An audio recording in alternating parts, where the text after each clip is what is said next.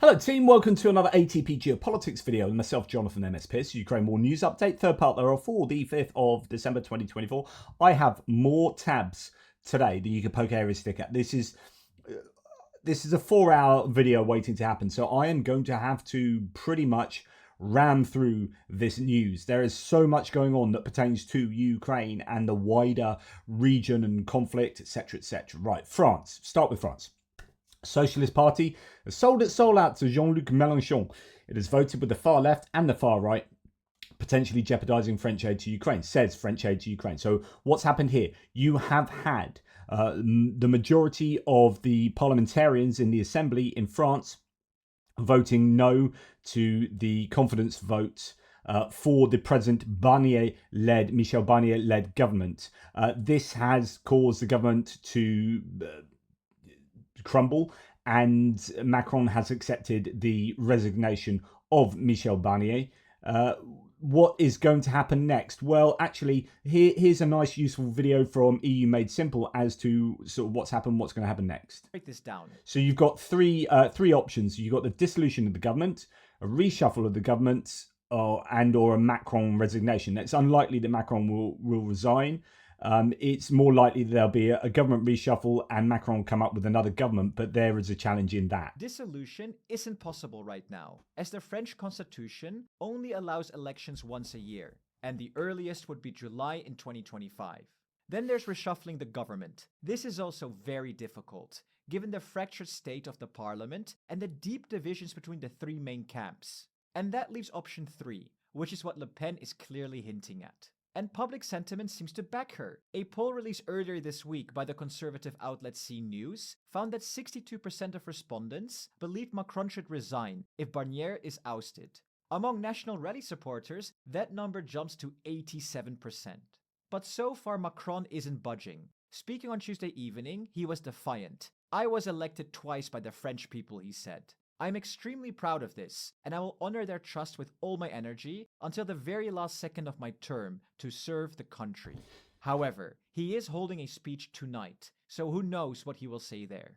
If Macron doesn't resign, his most likely move is to attempt a government reshuffle. Here are his 4 main options. First, Macron could reselect Barnier as prime minister, despite his government just collapsing. While unconventional and controversial, this is technically allowed under the French constitution. Barnier would need to appoint a new cabinet, but it's almost guaranteed that he'd face another vote of no confidence immediately, putting the government back into crisis. Second, Macron could appoint a prime minister from the left. With the new Popular Front holding the most seats, Macron could try appointing someone from their camp.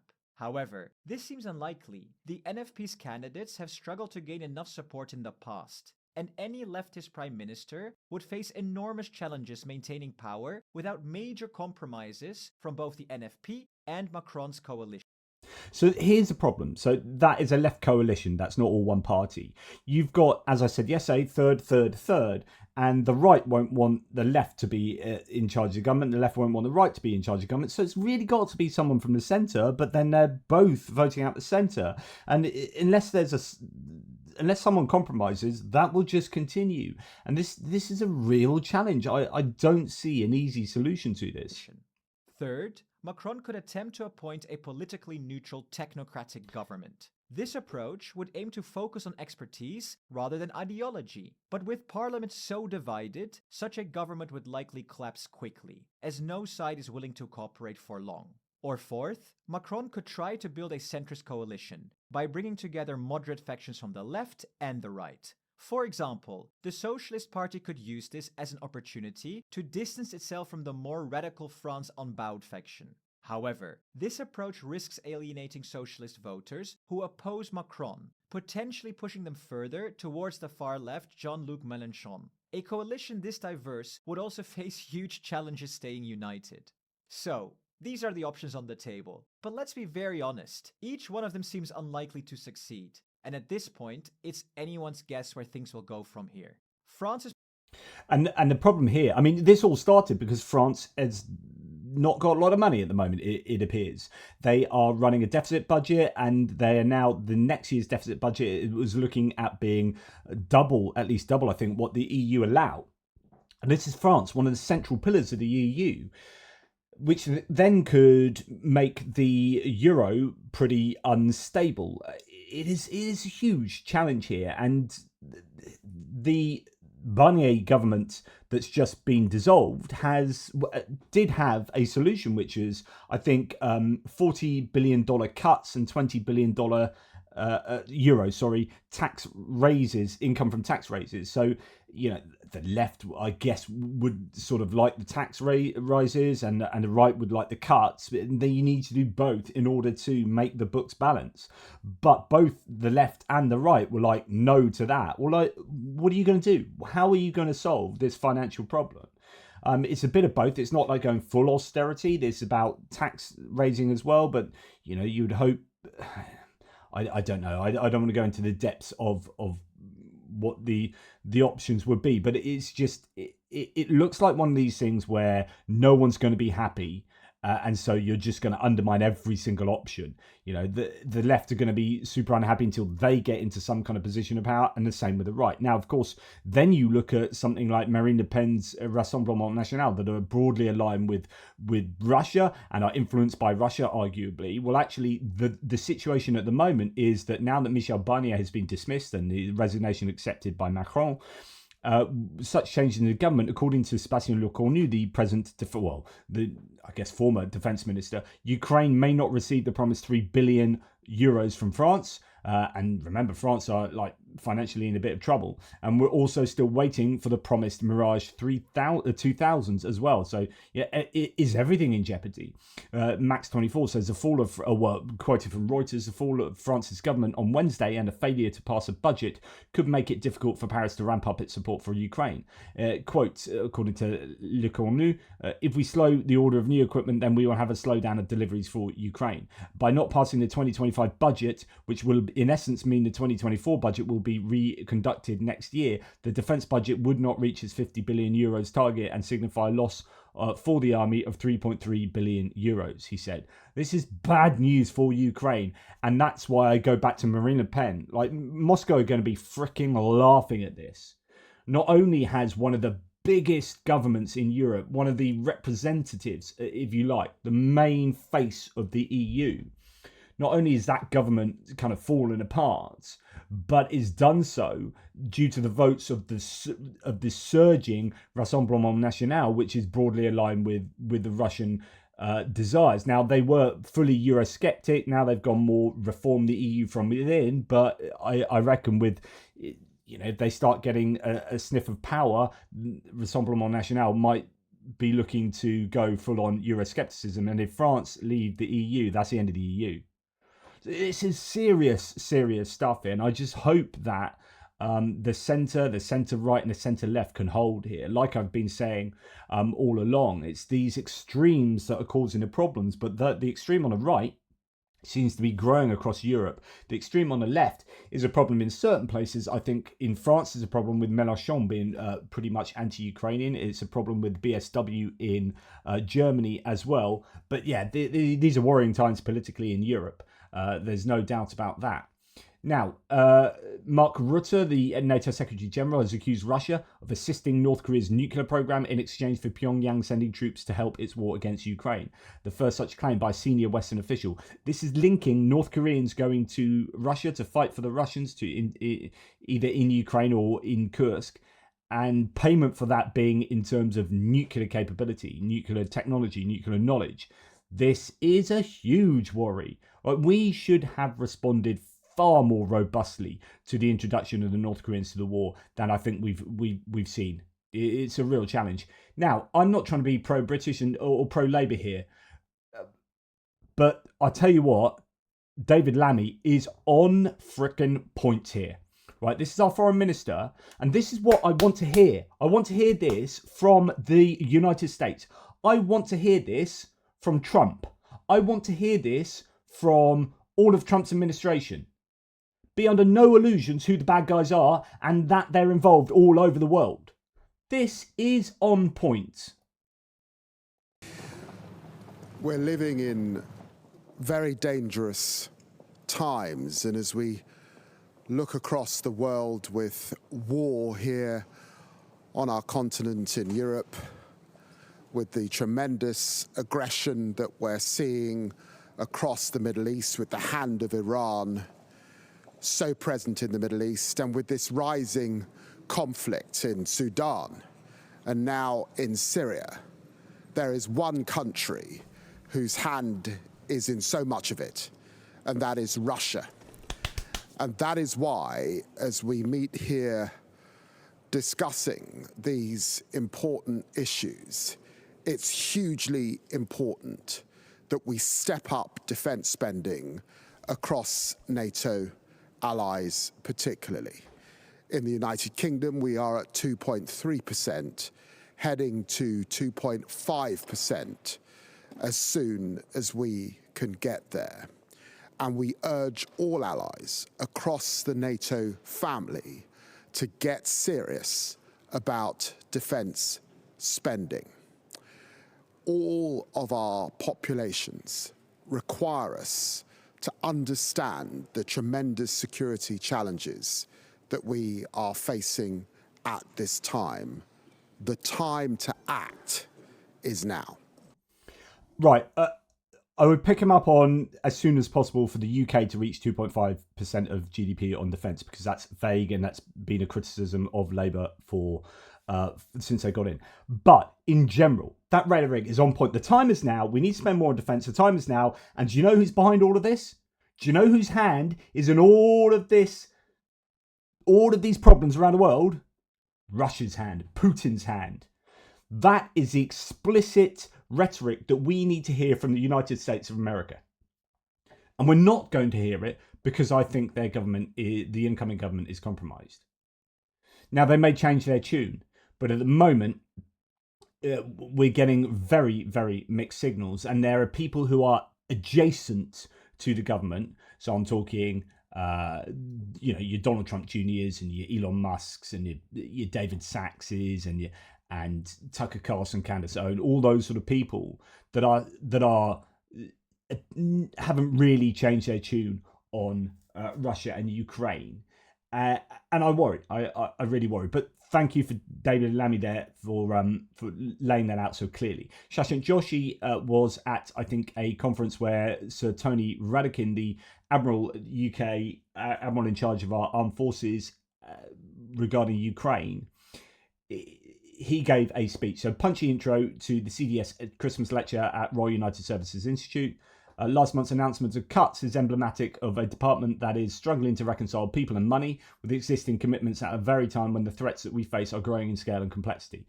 Think about France. Think about our inability to really commit to upping to 2.5% of GDP. Everyone's finding it tough coming out of COVID. Money was drained due to COVID. Then we had the energy crisis and so on and so forth. But this is at a point in history where we need to be as on it as possible. Radican warns North Korean deployments could become a larger flow, something I've said since the beginning. Quote, this year's most extraordinary moment was the deployment of thousands of North Korean soldiers on the border with Ukraine and the possibility of tens of thousands more to follow as part of the North Korea-Russia pact. He also said the UK nuclear deterrent is the one part of our inventory of which Russia is most aware and has more impact on Putin than anything else. This is why successive British governments are investing substantial sums of money on subs, warheads and nuclear enterprise. This is absolutely true. And I told you this recently, but when I met my mate down at the pub recently who's just come out of the Navy, and I'm saying, look, why do we spend one of the most in the world on our defence, and where's all that going? Where's all that money going? Because we don't seem to be procuring enough, we're not hiring enough. He said, right, pensions is a big one. So you take pensions out, nuclear subs. He said nuclear didn't used to be in the defence spending. It was like a different pot. I don't know what it was on, I can't remember. So maybe the Foreign Office or something like that. And then nuclear came under the armed forces, and then that is just a massive cost for upgrading submarines and blah, blah, blah. And that's where an absolute ton of our money goes. But interesting, and it is still super important. I mean, you only have to look at Ukraine to learn that, yeah, nukes work. So I've kind of changed my position on nuclear quite a bit as a result of this war. Now, the current UK laydown in the Indo-Pacific represents less than 5% of our total force structure, but it provides a foundational presence for strategic relationships with AUKUS, that's Australia, the UK and the US, and GCAP, which will ensure there is only a remote chance of a significant direct attack or invasion by Russia on the United Kingdom, and that's the same for the whole of NATO. Russia knows the response will be overwhelming, whether conventional or nuclear. The strategy of deterrence by NATO works and is working. This brings me to my third point, defence reform. We are still too slow, we're still too cautious, risk averse. There's still too much hierarchy in the process, too much duplication and not enough prioritisation. Radakin contrasts UK innovation with Ukraine versus at home. Quote, we use an entirely different set of conditions which elevate speed and embrace risk so that we can help Ukraine. But when we try to bring these approaches into the mainstream, our system tends to suffocate the opportunities. In its retaliatory strikes against Iran, Israel used more than 100 aircraft carrying fewer than 100 munitions, and with no aircraft getting within 100 miles of the target in the first wave, took down nearly the entirety of Iran's air defense system and destroyed a ballistic missile production for a year. He also said defense to think and act much more like an investor willing to fund 10 high-risk programs in the knowledge that 9 out of 10 of them may fail, but the one that succeeds will deliver a step-changing capability. This feels much closer to the British way of warfare. We have rarely been about mass. Radakin risk that monolithic NATO loses the aptitude for the kind of agility and innovation that is an advantage. Does Sakur want an alliance of 32 mini-me's or take more risks and constantly search for a winning edge, focus on areas might we be developed? Bit confused there. And there you go. So I think that is a really interesting insight into his thinking. What's this? Jim Hockenhole wants strategic command to make the decisive leap to better use the data we have to prosecute 10 times and 100 times the number of targets we might need to strike that is achievable. Even our low stockpiles are greater than the number of targets we can currently generate. Interesting. So that's Radakin there. Now, the United Kingdom's National Crime Agency has announced on yesterday that it had dismantled a multi-billion-dollar money laundering scheme that enabled criminal networks, including Russian spies and oligarchs, to evade sanctions using cryptocurrency. And 84 people have been arrested in that. So this is in the Financial Times. UK uncovers vast crypto laundering scheme of gangsters and Russian spies. Okay, so it's a multi-billion-dollar money laundering scheme run out of London, Moscow and Dubai, which enabled Russian spies and European drug traffickers to evade sanctions using cryptocurrency. UK's National Crime Agency said on Wednesday that its Operation Destabilise investigation centred on 2 companies, Smart and TGR, that acted as a financial hub for cash-rich global criminals and sanctioned individuals relying on cryptocurrency outside the banking system. The NCA said that the network had been used by clients including the Kinahan cartel and Irish cocaine traffickers linked to numerous contract killings, as well as funding ransomware groups and Russian espionage operations from late 2022 to summer 2023. The illicit network, operating across 30 countries, illustrates a growing interaction between hostile states and organised criminals as economic sanctions have forced countries such as Russia to find new ways of operating in the West. The case also shows the increasing use of cryptocurrencies by those cut off from the global banking system.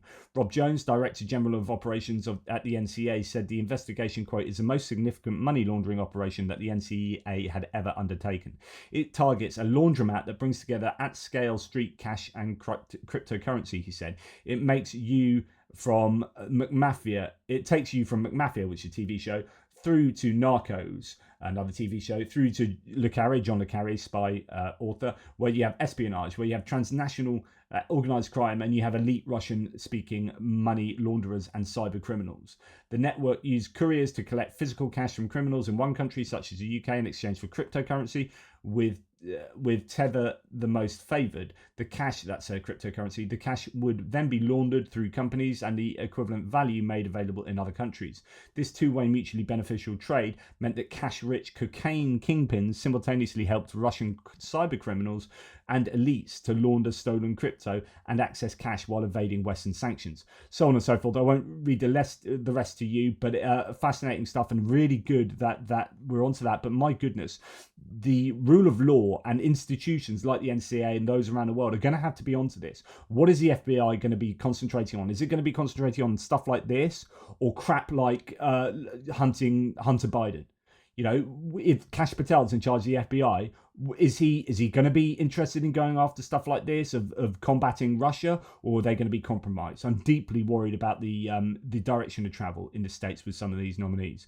Now, going to Germany, Chancellor Olaf Scholz wants to encourage unemployed Ukrainians in Germany to take up work or return to their homeland. Scholz said, Zelensky has just told me that he wants to help set up a Ukrainian authority in Germany and Poland that will support Ukrainians. And by support Ukrainians, I figure that means get Ukrainian people back into Ukraine, particularly men at war-fighting age. Right, if you were wondering about what the Russian soldiers think about Romania, or the Russians in general think about Romania, a video message from Russian soldiers about the SVO zone, so the battle zone in Ukraine, to Romanian patriots is being circulated in pro-Russian blogs. Romania, get ready, the liberators are coming for you, to you. I mean, goodness me, I don't think they can even get across the Dnipro River, let alone go and take on Romania, but that's what they're saying. Romania is at the forefront of the information war at the moment, at the political war. All pro-EU and pro-NATO political parties within Romania have now announced their support for Elena Lasconi. So she is the one running against Călin Georgescu, who's a pro-Russian guy that came from nowhere, that won due to TikTok in the second round of the presidential elections. Now, I don't imagine he's actually going to get a huge vote. He might have the anti-establishment vote, but now people recognise who he is and who he represents. I hope that he will get soundly repudiated if you get a good alliance of just sensible people.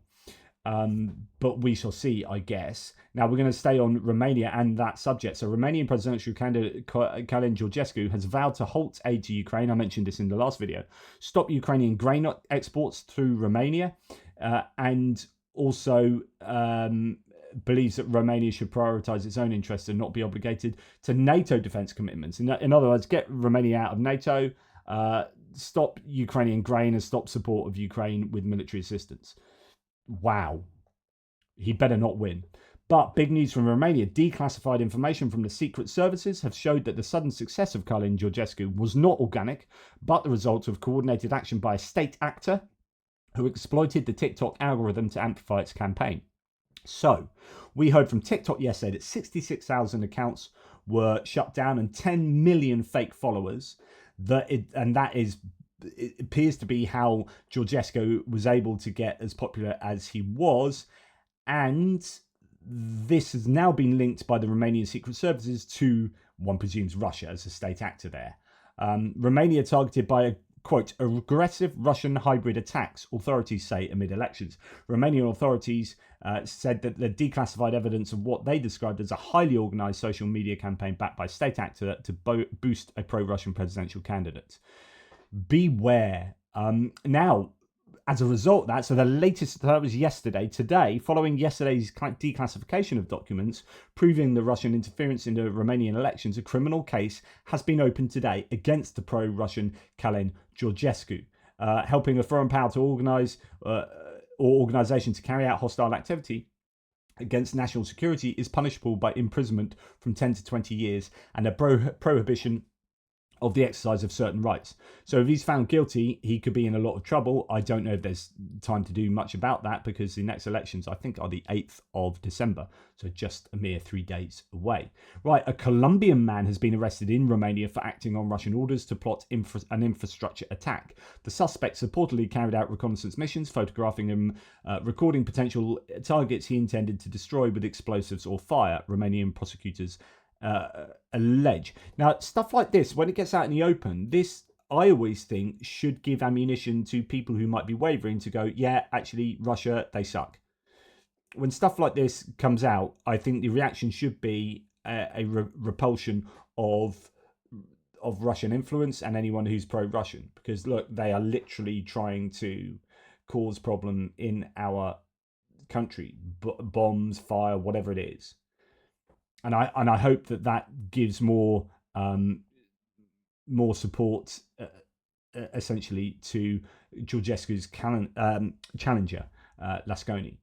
Right, Wall Street Journal has reported that Ukraine plans to announce a readiness for peace. Andrei Yermak, head of the Office of the President of Ukraine, met in the US with Keith Kellogg, selected by Donald Trump as a special envoy for Russia and Ukraine, and Mike Waltz, future National Security Advisor. The Wall Street Journal reports, citing sources familiar with the negotiations. The meeting has also been confirmed by Reuters sources. According to the Wall Street Journal, Ukraine plans to declare its readiness for peace. I'm not quite sure what that means. Quote, but it must be a sustainable peace. An unstable temporary peace does not serve the interests of either the US or Ukraine, a source stated. And that sounds absolutely right. I'd love to have been a fly on the wall during that meeting. That's super important between Kellogg, Walls, and Yermak. And it was Rustem Umerov there as well. I'm not sure. Right, Gabrielis Landsbergis, the former foreign minister for Lithuania, has said there are 5 illusions about Ukraine that lead to flawed peace plans that are doomed to fail. I've listed the illusions here in the hope that the reality-based discussions can soon become the norm.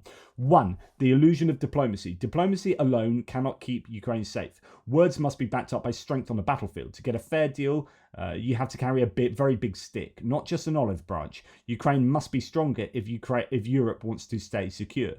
So the idea of forcing a peace without making sure that Ukraine is really robust, really strong, and is able to stand up on its own 2 feet or stand up with the support of allies, diplomacy can't do it alone. It's an illusion to think it can. The illusion of expense. The headline figures of billions create the illusion that we can't afford to do more. But when the pandemic hit, we raised 750 billion euros in the EU alone. The amounts needed to secure victory and lasting peace for Ukraine are small in comparison. 3. The illusion of inability. We must provide security guarantees, and we can. NATO, Article 5, is the easiest way. A negotiated agreement won't last long if Putin sees he can use force to break it. Been there before. Just let them join NATO, for God's sake. What is the problem? I just don't get it. The illusion of speed. 4. Strengthening Ukraine's negotiating position will take time, so a quick peace in current conditions is impossible unless your aim is Ukraine's capitulation. And 5. The illusion of management. It's said that the war is too big to be won, so all we can do is escalation management. This led to Russian military bases being better protected than Ukrainian hospitals. Other conflicts broke out around the world. Victory would make us safer. While we are distracted and divided by these illusions, our enemies are forming ever closer unions. We cannot afford the luxury of kicking this down the road again, buying another decade. Ukrainians deserve to live without fear, and we must make that happen. Well said, Landsbergis. He should be president of the universe. Okay, so at least on matters pertaining to foreign policy. Now, Sergei Lavrov has appeared at the OSCE in Europe, the security conference in cooperation, OSCE. Quote, Russia did not want to attack anyone. It was the US that attacked Russia through the hands of the Ukrainian regime. Of course it was, Lavrov, of course it was. Russian murderers, as always, in their own style, say that they are not guilty. Now, fascinatingly, what has happened at this conference is that when Lavrov started speaking, the Ukrainians got up and walked out. That's Sybiha, the foreign minister, and the Ukrainian team, which is good stuff. Ukraine foreign minister exits the OSCE meeting ahead of Russian counterpart's speech. Quote, Ukraine is bleeding, security in Europe and Indo-Pacific region, and the Middle East is falling apart and the world is in chaos, Ukrainian minister Andrei Sybiha stated. And indeed, there were other people who were trolling Lavrov. So Lavrov's speaking, that's the visuals of him speaking. And the Czech Foreign Ministry spokesperson Daniel Drake reads the book on Putin's future trial during Lavrov's OSCE speech. And that's, by the way, with the Czech Foreign Minister Jan Lipavsky has already left the room. So, a few people reacting to Russia appropriately, I think there. Now, apparently Russia is increasing its presence and provocations in the Baltic Sea, according to the German Defense Minister Boris Pistorius today. Russia has significantly increased its naval and civilian presence in the Baltic Sea. So just thought I'd throw that in there. Now, someone take this with a pinch of salt. It is a commenter on the thread, so, provenance and all that. But we are going to talk about South Korea because I didn't really explain it very well because I wasn't crazily knowledgeable. This is what Tremors562 says. Tremors says, someone who's more studied in South Korean politics might do a better and more thorough job of this, but I'll have a crack. So the president of South Korea is a leader of the People Power Party, which is a centre-right party. They hold the presidency, but are in a minority in the National Assembly, kind of pro-Ukraine, but like the US, kind of polarised issues like Ukraine. While the National Assembly is owned by the Democratic Party, whose leader has actually said in the past that South Korea should put boots on the ground if North Korea do so. The guy lost his presidential election in 2022 by something like 0.7% of the vote. So actually, it looks like the opposition might well be a little bit more pro-Ukraine, even though the present party are pro-Ukraine enough. Well, no, they're not quite enough, actually, because they refuse to sell stuff to Ukraine. And so since 2022, South Korean politics have been rather frozen because aside from the judicial system and cabinet, the assembly puts through laws and the president keeps vetoing them, and vice versa. And a lot of this is because the assembly has been trying to launch an investigation into the president and his wife, and the president has been stopping them. This means that South Korea has largely been paralysed for the past couple of years on things like Ukraine aid, because even though the Democratic-dominated assembly wants to change the laws, the president has been stopping them. And it has now come to a head over budgeting issues, with the president vetoing budgets, and it was essentially the last straw for the assembly, who were planning on launching a vote of impeachment on the president. So the president, as a last-ditch effort to retain power and stay out of prison, called a martial law and tried to stop the assembly from gathering. He failed, so now likely to be a change of South Korean politics. If I was Ukraine, I'd be going back in 4 weeks. In other words, it could well be there's a change of government that might be slightly more amenable to selling equipment to Ukraine, and it's probably worth the Ukrainians going back in 4 weeks' time after this is all kind of settled down, or not settled down, sorted itself out. Interesting stuff there. Thanks, Tremors. Really, I freaking love my community. You guys are so knowledgeable and great. I hope that is, in fact, correct, though, what you said. Right. Syria. So we've got the city of Hama has now been surrounded, and a little outpost of pro-government Assad forces there, regime forces in the middle, but it's not looking good. This is Syriac maps. Syriac maps loves a bit of Assad, and so I've seen some interesting quotes that like he's quite sad about what's happening in Syria. Meh. A picture that might be just as painful to Assad as those of the fall of Hama. So here are hundreds of defected regime soldiers and policemen and officials signing up to work for the rebels' internal ministry in the city of Aleppo. So Aleppo's fallen, Hama looks like falling, Homs is next, Tartus the port might be on the way. This is looking bad for Russia. Now, I presume this isn't an AI image here. It looks pretty genuine. I love this. More than 10 years later, this is what never giving up looks like, says Oz Kataji. So Ukrainian brothers, don't surrender to the savage Russians. Keep going on, depend on yourselves, and never rely on the international community. Interesting there. How, you want to do something well, you got to do it yourself. That's a Syrian revolution saying that. Although that was back. Oh, that is 2014, right? So interesting. I don't know. I presume that image therefore is from 2014. Yeah, but I don't think that sentiment will have particularly changed. Or they're quoting what the Syrian Revolution, Catherine Bell, said in 2014, which is obviously when Crimea was invaded by the Russians, and the Syrians would know all too well about invasions with Russians. Okay.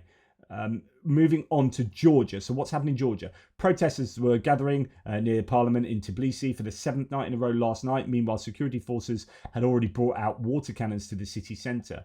Now, what happened last night? So, breaking news then was Ivanishvili, so he's the money and brains and power behind Georgian Dream, goes on a rampage. Opposition leader Nika Gvaramia and his colleague Gela Khassia were arrested. Offices of the opposition parties and homes of activists were being raided. A Russia-style crackdown was unfolding last night, and Georgian people deserve immediate practical steps, says this Georgian source.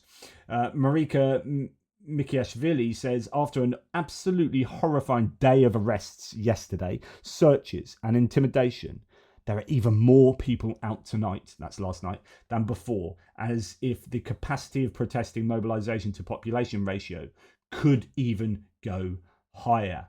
Hashtag Georgia protests.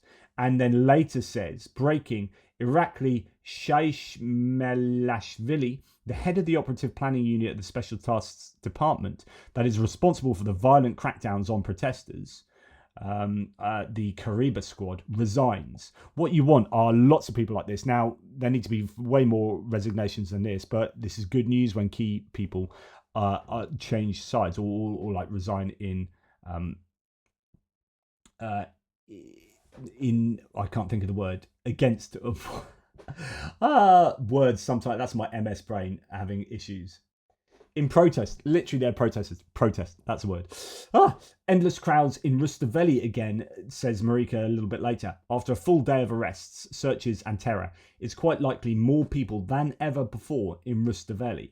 Wow. So that's exactly what you want, which is as the Georgian internal security services ramp up, then the population ramps up in parallel.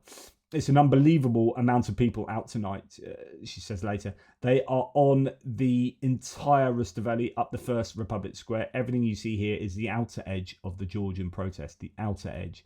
Wow.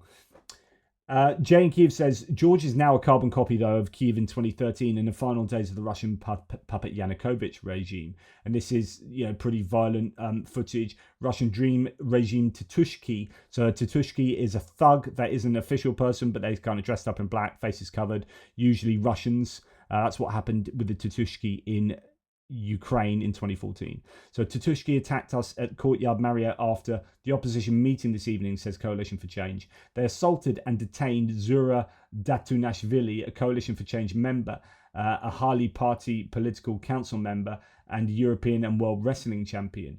So they are just picking people up, and it is so worrying. Record-breaking crowds, though, continued to grow last night. The arrests of opposition leaders and the intimidation of protesters at the metro are having the opposite effect, bringing even more people out to protest against Georgian Dream's illegitimate rule. And that's what we can hope for, because it is looking bad in terms of what the Georgian authorities are doing and how many people they're rounding up. So Georgia's Russian-backed government is brutally arresting opposition members all over Tbilisi, says Jay in Kiev last night.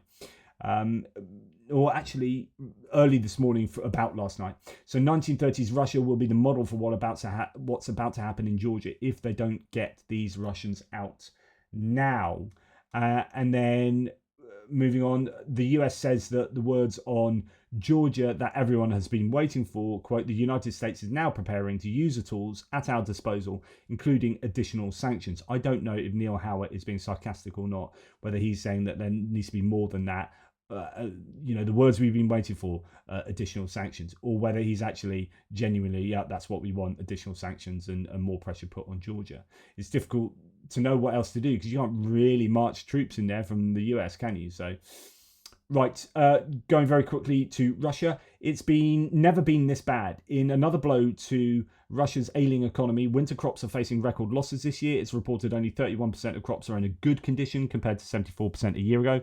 I was going to play you a bit of a video from Econ Times that looks at how the ruble is tanking. They're trying to buy and sell lots of yuan, trying to do things behind the scene, but it is not looking good. And he was saying that people have been asking him, should I buy ruble now because it's likely to go up and et cetera, et cetera. He's like, really? You think about buying ruble now? Like, there's a good chance that the ruble might not exist as a currency. Like, he's saying that it's so bad that you can see the Russian state collapsing, and having far greater issues than just having a tanking ruble that recovers after a few years. It might well be that the ruble is done and dusted. It also talks about how the Chinese economy, the economy is at a precipice, and the yuan is in trouble itself. And so relying on another problematic currency to solve your own currency issues is a recipe for disaster. But anyway, here we have the crops being in a bit of a bad way, and that's obviously bad for the world, but certainly not good for Russia. Jimmy Rushton here said, I showed you this in a previous video. So when we had a Ukrainian spokeswoman at the United Nations talking about the murder of Ukrainian civilians, theft of Ukrainian children and whatnot, we have the Russian representative just kind of Russia lying, will never be laughing and smirking, and it was absolutely sickening, really. Just Thanks for watching. I have had to cut off the US section to this video, the segment to this video, because it made it rather long. So you can look forward to listening to what's been going on with regard to the Ukraine war and a couple of other little nuggets in a forthcoming video on US political situation. Please subscribe, like, share, do all those YouTubey things. Really appreciate it. There's a button up there if you care to press it to subscribe if you haven't already. Take care, and I'll speak to you soon.